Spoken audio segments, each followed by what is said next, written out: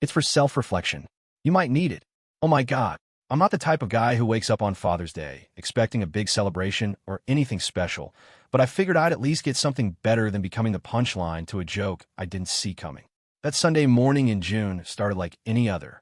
The sun was streaming through the kitchen windows, and I shuffled downstairs in my old pajama pants, thinking maybe today would be different. Maybe today I'd actually feel like part of the family instead of just the guy who pays the mortgage and fixes things when they break. My wife Rachel was already in the kitchen with her favorite coffee mug, the one that says, "But first coffee," like it's the most relatable thing in the world. Her daughter Ashley was perched on the counter looking smug, and my stepson Ben was hovering near the doorway with his phone out. He had this look on his face like he was trying really hard not to laugh about something. I figured they were watching some funny video or something. "Happy Father's Day," Rachel practically sang, holding out this plain cardboard box with a huge grin on her face. The kind of grin that should have been a warning sign. "Open it, open it." Ashley was bouncing excitedly, her phone also out now because apparently this moment needed to be documented. I took the box because what else was I supposed to do? I opened it, peeling back the flaps, and inside was a white ceramic mug nestled in tissue paper. For a split second, I thought maybe it would say something normal. "World's best stepdad" would have been fine. Even "world's okay, father figure" would have gotten a genuine laugh from me. But what it actually said, in big, bold letters, was "world's biggest disappointment." I just stood there holding this mug like it was evidence in a crime scene, waiting for someone to say, "Just kidding, here's your real gift." But that moment never came. Instead, they started laughing. Not little giggles, but full-on, doubled over, can't breathe laughter. Rachel was wiping tears from her eyes. Ashley was slapping the counter. Ben looked slightly uncomfortable, but was still filming every second of my humiliation. "Oh my God, your face." Rachel managed to gasp between laughs. "I told you you'd be shocked. It's hilarious, right?" Ashley added, like she was waiting for me to confirm that yes, this was peak comedy. My face tried to decide between crying and walking out the door, but instead it settled on something worse. A smile. A big fake smile that made my face hurt because that's what I always did in this house. I smiled, went along with it, played the good sport. "Thanks," I said, even throwing in a little laugh. I've always wanted my self-esteem in ceramic form. Really, this is perfect. That made them laugh even harder, because of course it did. Rachel came over and patted my shoulder like I was a dog who just learned a trick. "See, I knew you'd get it. You always have such a good sense of humor about things." Yeah, a good sense of humor. That's what we're calling slowly breaking inside, while maintaining a socially acceptable facade. I set the mug down carefully and noticed breakfast was already laid out. Pancakes, bacon, eggs, except none of it was for me. They'd already eaten. The dishes were piled in the sink, crusty with syrup and egg residue. "Oh, we already ate," Rachel said. "We thought you'd sleep in longer. But hey, feel free to make yourself something. Feel free."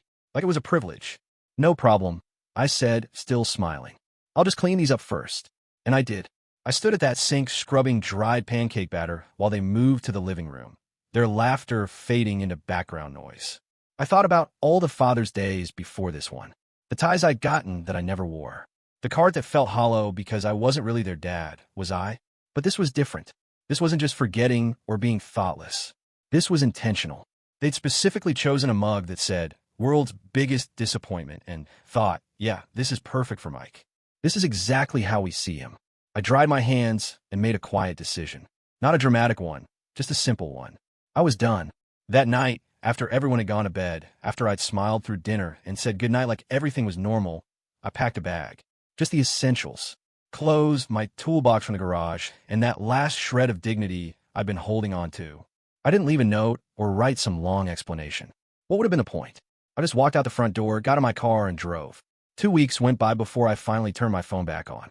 17 missed calls from Rachel, 34 text messages, and then the Facebook post. She'd written this heartfelt plea. "Please, if anyone knows where he is, tell him we just want him home. We love him and miss him so much." Attached was a photo of me from 2 years ago, looking happy at a barbecue. The comments were full of support for her. People praying I'd come back, saying I'd return when I was ready. Not one person knew she'd given me that mug. I ended up at this motel off the highway called the Sunrise Inn. $49 a night. And for that premium price, you got paper-thin walls, a TV with 3 channels showing infomercials, and complimentary cockroaches that scurried across the bathroom floor like they had somewhere important to be. The guy at the front desk didn't even look up when I checked in.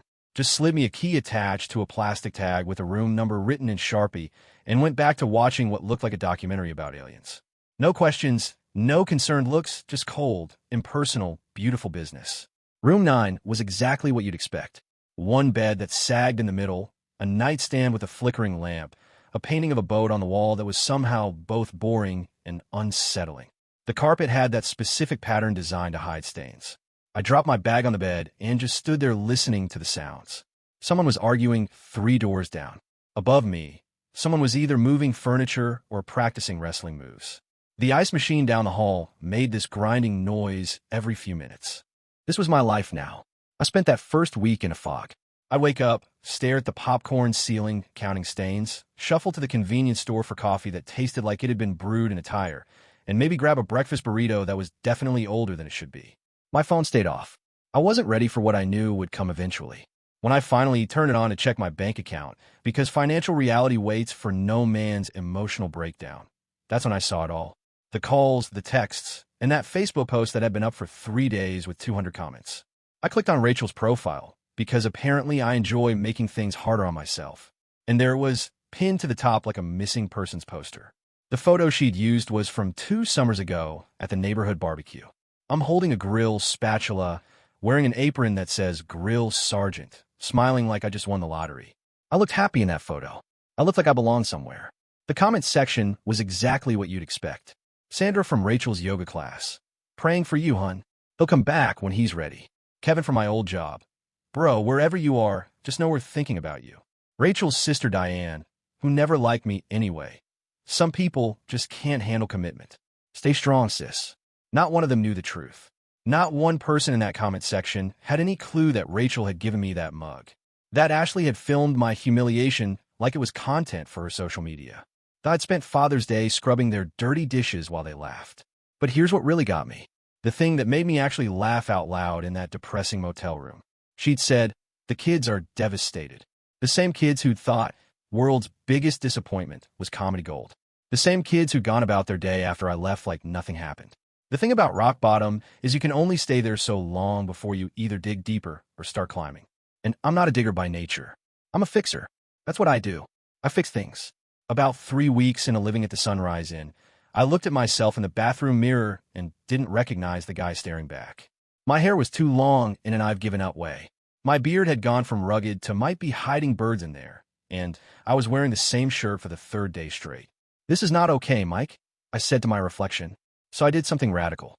I took a shower, actually used soap everywhere, and dug through my bag for my least wrinkled shirt. Then I walked to the barber shop 2 blocks away, an old-school place called Sam's with a spinning red and white pole outside. Sam himself was probably 70, with forearms like Popeye. He didn't ask why I looked like I'd been living in the woods. Just sat me down and got to work. 20 minutes later, I looked human again. Next stop was Willow Creek Hardware, a family-owned place I'd driven past about 100 times. I walked in and found the manager, a woman named Karen, who had kind eyes and a no-nonsense attitude, and asked if they were hiring. She looked me up and down. You know tools. Like some people know their family members. Better, actually. She cracked a smile. When can you start? Right now, if you want. Just like that, I had a job. Minimum wage plus commission, but it was something. It was purpose. The customers were exactly what you'd expect from a small-town hardware store. Old men who wanted to tell you their life story while shopping for a single bolt. Contractors who knew exactly what they needed, and confused homeowners who'd started projects way above their skill level. I liked all of them because they treated me like a person. They asked my advice, laughed at my jokes, and the cashier, Jenny, flirted with me in that harmless, friendly way. For the first time in longer than I could remember, I felt like I was someone. Not a husband, not a stepdad, not a punchline, just Mike. Mike who knew the difference between a Phillips and a flathead. Mike who could recommend the right drill bit for any job. Mike who existed independently of anyone else's narrative about who he was supposed to be. That's where I met Frank. He was a regular who came in at least 3 times a week, always needed something random, and always had a story. He was a retired Marine, about 65, built like he could still do 100 push-ups without breaking a sweat. You know tools? He asked the first time I helped him, sizing me up. Started last week. You know anything? Or are you one of those guys who just points at the computer? Try me. He rattled off a list that would have sent most people running, but I grabbed a cart and started pulling exactly what he needed. Toggle bolts, 3/4-inch zinc-plated with screws, a specific brand would glue most people didn't even know existed. Frank watched me work, nodded approvingly, and when I finished, he said, "You actually know what you're doing. That's rare." That was the beginning of what I'd call a friendship. He started timing his visits for when I was working. We'd talk about projects, tools, eventually life. It was Frank who first said something that I'd been thinking but couldn't put into words. We were in aisle 7, fasteners and anchors, and he was telling me about his daughter's wedding. "Best day of my life," he said, "getting to be her dad." I must have made a face because he stopped and looked at me. "What's that look?" "Nothing. Just sounds nice." "But nothing. It's nice. Family stuff is nice." Frank wasn't having it. He crossed his arms.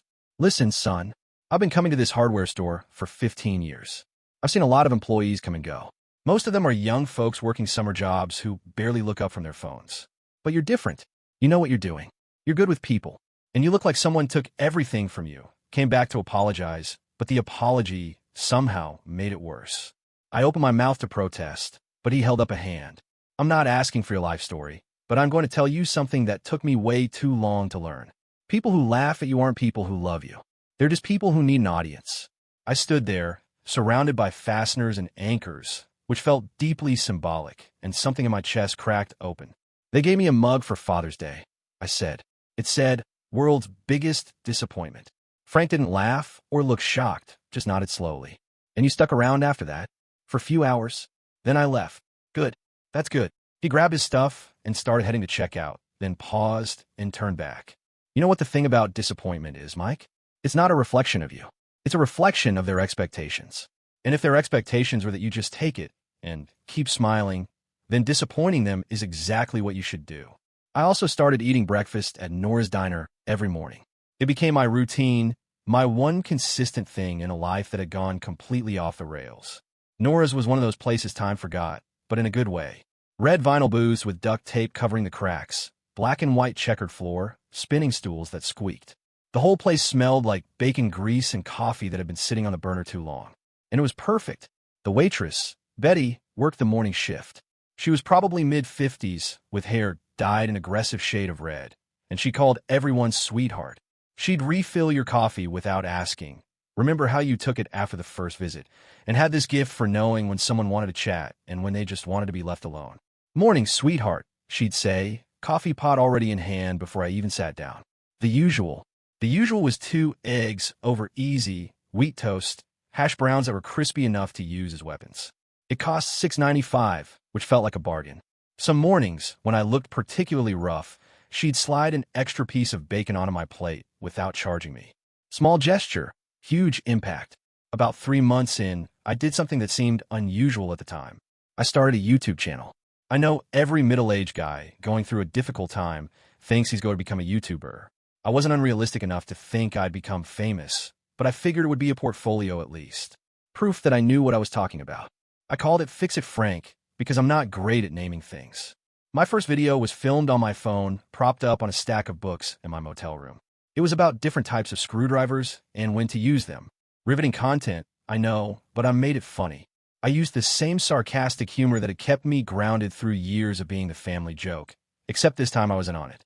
"This is a Phillips head screwdriver," I said, holding it up to the camera. "Named after Henry Phillips, who invented it in the 1930s and probably never imagined that 90 years later, a guy living in a motel would be explaining it to strangers on the internet."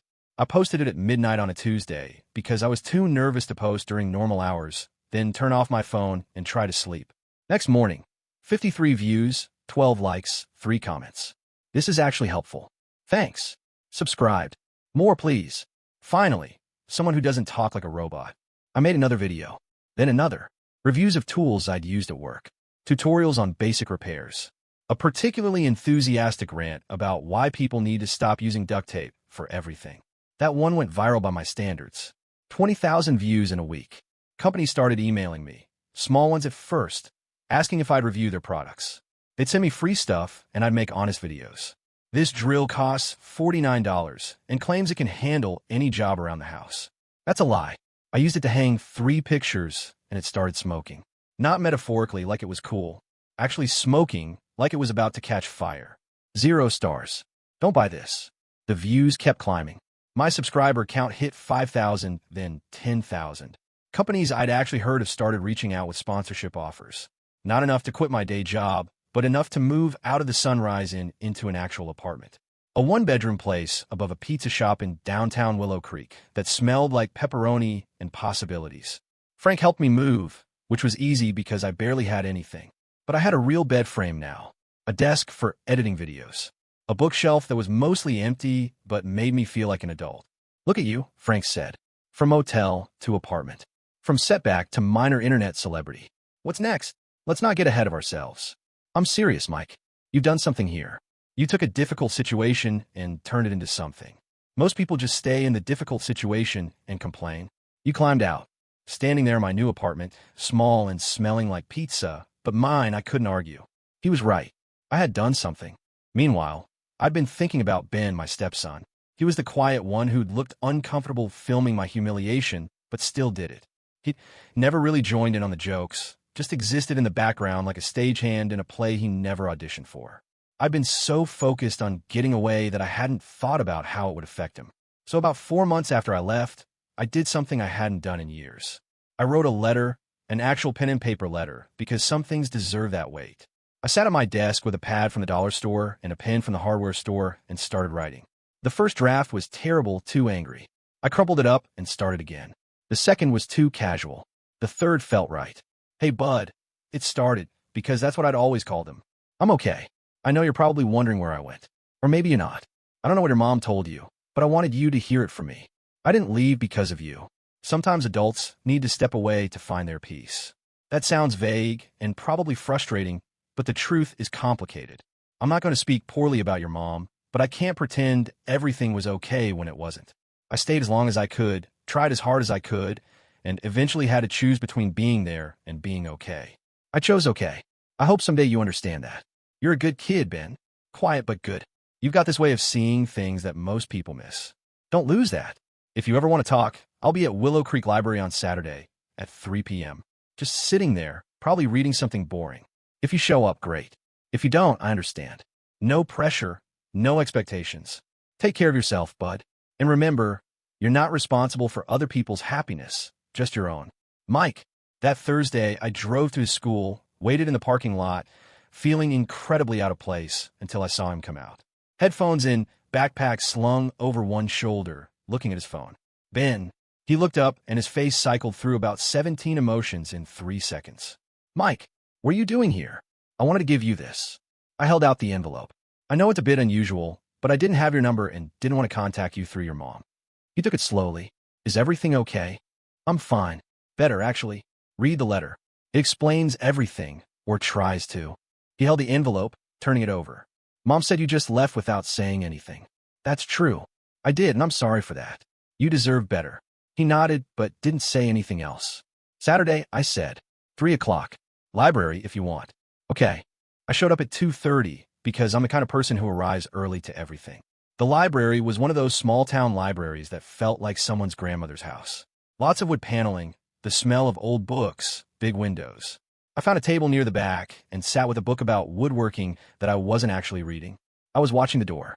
3 o'clock came. Then 3:05. 3:10. By 3:15, I'd accepted he wasn't coming. Then at 3:17, the door opened and there he was, taller than I remembered, nervous, clutching his backpack. Our eyes met and he said, so quietly I almost missed it, Dad. Not Mike. Dad. I hadn't realized how much I needed to hear that word until it hit me. Hey, bud. I stood, not sure if I should hug him or shake his hand. You came. Yeah. I read your letter like 15 times, and I think we should talk. So we sat and we talked. For the first time in months, I felt like maybe I hadn't lost everything after all. We started meeting every other Saturday. Sometimes we talk about serious stuff, how he was doing, what life was like at home. Other times we just talk about school, video games, a girl he liked. Those meetings became my anchor, proof that I matter to someone. Work was going well, too. Karen gave me a small raise, 50 cents more an hour, but it felt like winning the lottery. She started giving me more responsibility, ordering inventory, training new employees. You're good at this, she told me. Better than good. You ever think about managing your own place? Not really. Just trying to keep my head above water. Well, when you're ready to do more than tread water, let me know. The YouTube channel kept growing. I posted twice a week, and people kept watching. Ad revenue, sponsorships, affiliate links.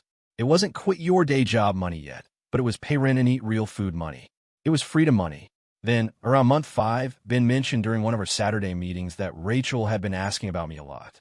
Just where you're living, what you're doing, if you have a job. She's been focused on it, more interested than she should be. How interested are we talking? I don't know. Maybe somewhere between curious and consulting with lawyers. She saw one of your YouTube videos. The one about the circular saw. My stomach tightened. I could see it coming. And what did she say? Ben looked uncomfortable. She said, "It's interesting that he has money for video equipment, but apparently didn't have money for the family." There it was. The narrative was forming. Mike, the irresponsible one who walked away from his family and is now living it up, making YouTube videos while his poor wife struggles. Never mind that the equipment was my iPhone propped on books. Never mind that every dollar I'd earned was mine. Facts didn't matter when someone was building a story. Ben, I need you to be honest. Do you think your mom is going to try to come after me for money? He didn't answer immediately, which was answer enough. I don't know. Maybe. She's been talking to Aunt Diane a lot. Diane was Rachel's older sister, a corporate lawyer who'd never liked me. So I did what any reasonable, cautious person would do. I called my buddy Dave from high school, who now ran an accounting firm. We met the next day at his office. "You want to protect your assets from your wife," he said. Soon-to-be ex-wife. And yeah, is that unreasonable? It's smart, especially if you think she's going to come after you. I laid it all out. The YouTube channel making decent money, the growing savings account, the truck I'd bought, the sponsorships. And you left how many months ago? 5. Have you filed for divorce? No. Dave gave me that look professionals give when you've said something that wasn't well thought out. "Mike, buddy, you need to file like yesterday." He explained setting up an LLC for my business, separating personal and business finances, establishing a trust. It made my head hurt, but by the end, I felt better. Not completely secure, but better. "One more thing," Dave said. "You should name a beneficiary for the trust. Someone who gets it if something happens to you." I didn't hesitate. "Ben, my stepson." Dave nodded and made a note. That count for something. Later, I hired a lawyer named Laura who specialized in asset protection. Her office was above a sandwich shop and smelled like pastrami. She was mid-40s with reading glasses on a chain and had this direct way of talking. "So, you left your wife after she gave you a disappointment mug. You've been gone months. Haven't filed for divorce. Started a successful YouTube channel. And now you think she's coming after you for money. When you say it like that, it sounds like a strange country song. Here's my advice. File for divorce now. Don't wait for her. You file first, you control the narrative, and document everything. Every dollar you earn, where it comes from, where it goes. Keep it separate from anything joint. Don't give her ammunition. She leaned forward. And most importantly, you thrive. You succeed so loudly that when people look at the situation, they don't see a man who abandoned his family. They see a man who left a difficult situation and built something better. Sometimes the best response is thriving so loud they can't stand the noise. I like Laura. I left her office feeling prepared. I had an accountant, a lawyer, a plan. I had documentation and structures. The mug sat on my desk now, holding pens instead of pain. Every time I looked at it, I smiled because they'd thought they were breaking me. But all they'd done was set me free. Then one night, while scrolling Facebook on my secondary account, because I'll admit I was paying attention, I saw a post from Rachel. Big announcement with a custom graphic. Graduation celebration. Join us in celebrating Ashley's achievement. Saturday, June 15th, 6 to 8 p.m. open house. All are welcome. All are welcome. That phrase got me. I wondered if all included the husband she'd publicly reported as missing. Probably not, but technically she'd said all were welcome. And I'm a big believer in taking people at their word. Frank thought going was a terrible idea. "You're going to do what now?" "I'm going to the party, just to make an appearance." "Say congratulations. Be civil." "Mike, buddy, that's a terrible idea." "Probably, but I'm doing it anyway." "Why? What's the point?" "You've moved on." "Because they need to see they didn't break me. Because Ashley's graduating, and despite everything, I helped raise that kid for 3 years. Because I want them to know I'm not hiding. At least don't go alone. Nah, this is something I need to do myself." Saturday arrived with perfect weather. I put on my best jeans, a button-up I'd actually ironed, and boots I'd cleaned until they looked almost new. I looked in the mirror and barely recognized the confident man staring back. The house looked exactly the same from outside. Same beige siding, same mailbox I'd installed. I could hear music, people laughing. For a second, I almost turned around, but then I remembered the mug, Rachel's Facebook post, every joke at my expense. I walked up a driveway like I had every right to be there, because legally I still half owned it. The party quieted down. Not immediately, but like someone slowly turned down the volume. Conversations faltered. Someone dropped a cup. Rachel was near the drinks table, wine glass halfway to her lips, frozen. Her face went through surprise, confusion, frustration, and panic, landing on something that looked like she'd bitten a lemon. Ashley was by the cake table, wearing a blue dress and a graduation cap that said "Done" in glitter. She went pale. But Ben was sitting at a table with friends, and when he saw me, his whole face lit up. He stood and started walking toward me, and that was all the confirmation I needed. "Mike!" Rachel's voice cut through the silence. "What are you doing here?" I smiled, calm and easy. "Just dropping by to say congratulations. It's an open house, right? All are welcome." I could see her trying to figure out how to handle this without making a scene. "You can't just show up here." "Actually, I can. I'm still legally half owner of this property. And you did post that all were welcome. But don't worry, I'm not staying long." Ben reached me and wrapped me in a hug right there in front of everyone. "I'm glad you came." "Me too, bud." I turned to Ashley, who was standing by the cake like a deer in headlights. I pulled a small wrap box from my pocket. "Congratulations on graduating. I know things are complicated, but I did help raise you for 3 years. That has to count for something." She took it slowly. "What is it?" "Open it." Inside was a compact mirror. "What's this for?" I looked her right in the eyes. "For self-reflection. Try it sometime. You might learn something." The crowd made a collective sound. Rachel's face went from pale to red. "How dare you?" "How dare I what?" "Show up and give her daughter a graduation gift? Be civil? Exist?" I turned to face her fully. "You posted on Facebook that I was missing. You told everyone I abandoned my family. But the truth is, I left because staying was slowly diminishing me. And the fact that you never once considered that maybe giving someone a disappointment mug on Father's Day might be hurtful, that says everything about why I left. It was a joke. Jokes are supposed to be funny, Rachel. That was just unkind, dressed up as humor. People were pulling out phones now. I didn't come here to cause a scene. I came to say congratulations to Ashley, to show Ben I'm still here for him, and to prove to myself I'm not afraid of you anymore." Mission accomplished. I started walking toward the gate, then stopped. "Oh, and Rachel, you might want to check with your lawyer before you try to come after me for any money. Mine says you don't have a case, but feel free to try. I've got time and documentation." I got in my truck and drove away, smiling the entire way home. The response was swift. By Sunday morning, my phone was going nonstop. Ben had texted. That was the most composed thing I've ever seen. Mom's been pacing all night. Frank called asking if I'd lost my mind or finally found it. People from the party had gotten my number somehow, wanted to tell me they'd always thought Rachel was being unfair and that it was good to see me stand up for myself. That Sunday night, I did what I do best.